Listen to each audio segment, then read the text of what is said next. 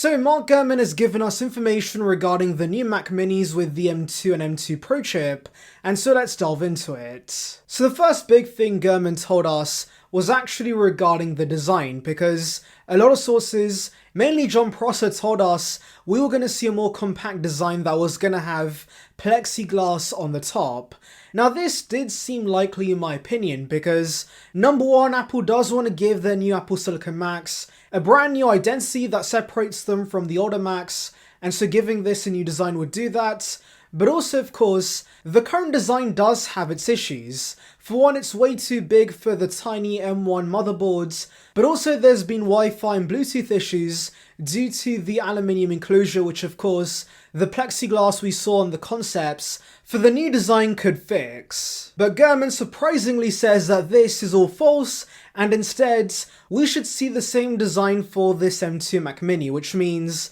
this is going to have a design that originally was introduced back in 2010. Now initially I was shocked, but then it kind of sunk in that this could actually make sense, because number one, the Mac Mini is a low volume product. Obviously the MacBooks are the most popular Macs, and everything apart from that are pretty low volume products. And so of course putting the effort and R&D into redesigning this might not make financial sense for Apple, because ultimately they're not going to sell a bunch of these, and so especially for what is essentially a box, there might not be any use in redesigning this. But also Mark Gurman did tell us the Mac Studio that was just announced is very much a bigger version of the Mac Mini design we have now, so of course for the Mac Mini M2 to have a completely different design would not fit with the range. And yeah, that's a fair point once again, because if Apple was going to give us a completely new design for the Mac Mini, I'm sure they would have given us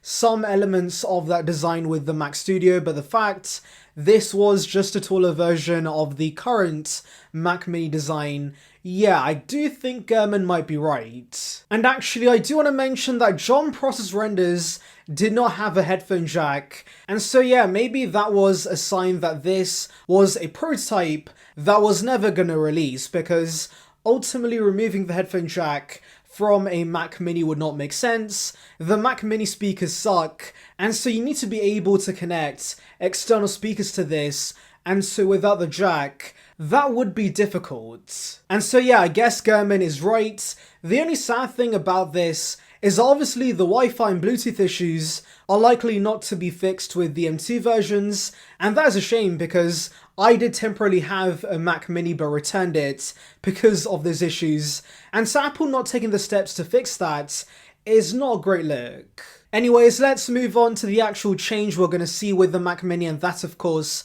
are the new chips. We're going to see the M2 and M2 Pro in this, and Gurman actually gives us a tidbit regarding the M2 Pro / Max, because there has been rumours suggesting we could see 3nm processors for these chips to massively improve performance. Since of course M2 was not a massive improvement compared to the M1, and for the higher-end machines, performance is everything, so of course using a new nanometer process that could give us giant leaps would be appreciated. But no, Gurman believes that with the chip shortage and other production issues, TSMC is not going to be able to give us 3nm chips that could be the M2 Pro / Max. And Gurman does tell us one more thing that does suggest this is not going to be the case, and that's regarding the release. Gurman does believe it's going to be a full release, and so we could see these Macs launch in October, and so of course there definitely won't be any 3nm chips ready for that time frame, since of course Apple's A series chips and the iPhones are sticking to the 5nm plus process due to the fact TSMC can't produce a 4 or 3nm chip, and so I doubt we're going to see that with the Macs. And yeah, I believe TSMC did previously tell us Q1 2023 would be when we see these chips, and so these Macs releasing before then does suggest these chips are going to be based on the M2 chip and the 5nm plus process. And also I guess using a more familiar 5nm plus process is going to help Apple and TSMC produce these chips faster, so that of course consumers can actually get their hands on these devices and not face major delays. So yeah, don't expect major gains with the M2 Pro chip. I guess the only plus is that of course Apple's finally getting rid of the space grey Intel Mac Mini. And by the way, since we're not expecting a redesign and these are basically going to be chip refreshes, I'm expecting these to be great value, so I do predict the M2 version to stay at $699 and the M2 Pro version to stay at the current price the Intel Space Gray Mac Mini is, which is $1099. And considering that right now you have to pay a minimum of $2,000 to get the M1 Pro chip, this is going to be a fantastic deal for those who just need a little more performance than the regular M2 chip. And actually, I'm sure the thermal throttling issues we've seen with the M2 chips is not going to be an issue with these Mac Minis because, number one, Apple Silicon motherboards are very small compared to the large chassis of the older Mac Mini designs, but also, of course, they do have massive fans, and so these should be relatively cool and of course should give you pretty great performance. Now release wise there could be two possibilities. Number one, we see an October Mac event like we saw for the MacBook Pros, and of course Apple can release this and the M2 Pro / Max MacBook Pros at this event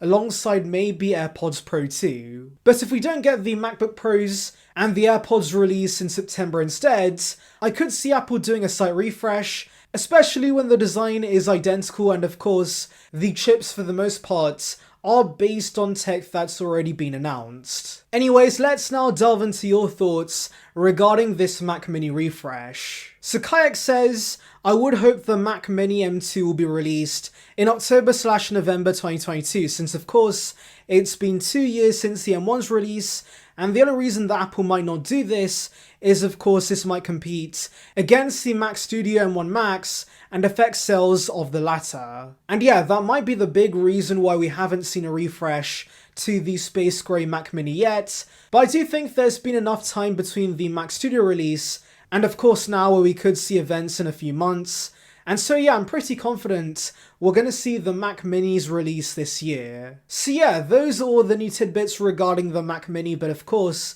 tell me your thoughts regarding this report in the comments. Anyways, thank you for watching guys, make sure to like and subscribe for the latest Apple news and rumours. Check out the link above on details regarding the iPhone 14 series, and on that note, see ya peeps.